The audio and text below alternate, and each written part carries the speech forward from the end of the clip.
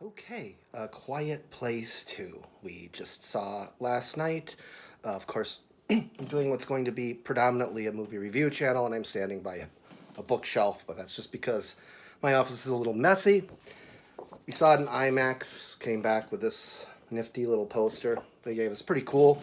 Well, I liked the first movie quite a bit. I really did. It wasn't the type of thing that I'd go back and rewatch a bunch of times. In fact, we got back from this movie and we wanted to throw on the first one, just refresh, and we're like, wait, we don't even own it. We never went and bought it, so it wasn't the type of thing that I ran out and opened my wallet for.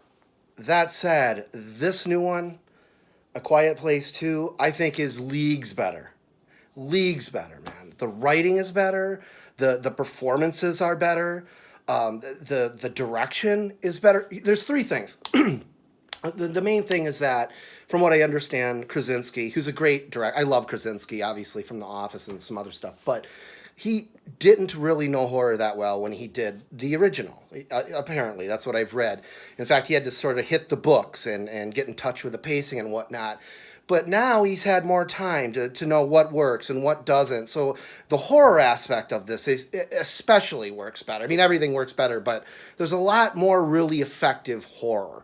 And you lose some subtlety, but with stuff like this, especially, with a big creature feature, more is more, I think, sometimes. So this is a much better horror film.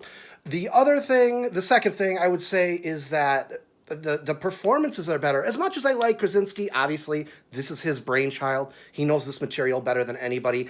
But Cillian Murphy, hope I'm pronouncing that right, Cillian Murphy, he owns this genre. Like, he is this type of film. 28 Days Later is obviously the first example of this sort of apocalyptic nightmare that he sort of has to survive through. Another great one is Retreat, which I have never heard anybody talk about.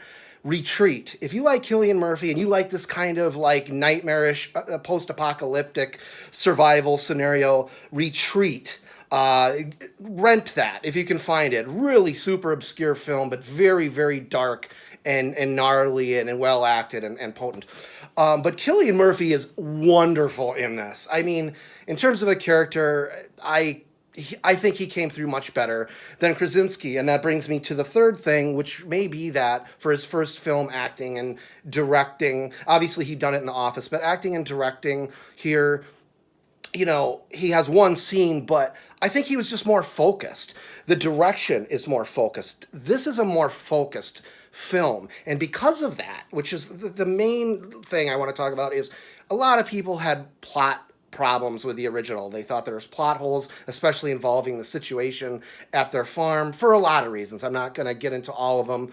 I totally understand a lot of that, but Krasinski made the smart choice by just getting that family off the farm like right away. I hope that's not too big of a spoiler. I'm assuming people have seen trailers and kind of know where the film starts, but yeah, he gets them away from all of the problems I think a lot of people had with the original. I've heard some of my really good friends have said in their reviews, like, if you don't like the first, you won't like this. I don't know about that. I'm not so sure about that. This is a pretty good horror movie. Whereas the first one, I could see, I wouldn't recommend it to a lot of my friends who are opposed to things like Insidious, The Conjuring. They're not into all that. I might even tell those guys to, like, okay, give this a whirl, because there are some really good sequences, and it's almost Stephen King-esque at times. I enjoyed this. And, I hear Krasinski's not going to do the third, but he'll develop it. I would definitely check it out, because if there's one problem I have, it's that they imitate the original a little too much with this ending. It's a little bit too abrupt. I mean, just to leave it like that and not know if you're going to do a third, I don't know. I guess that's the thing now. But A Quiet Place 2. Yeah, big thumbs up for me, especially coming from someone who doesn't even own the original. This actually made me go out and I just ordered the original on Prime. So, highly recommended, especially in IMAX. Woo! The sound, these things, going through all speakers, awesome. Thank you for watching. Cheers.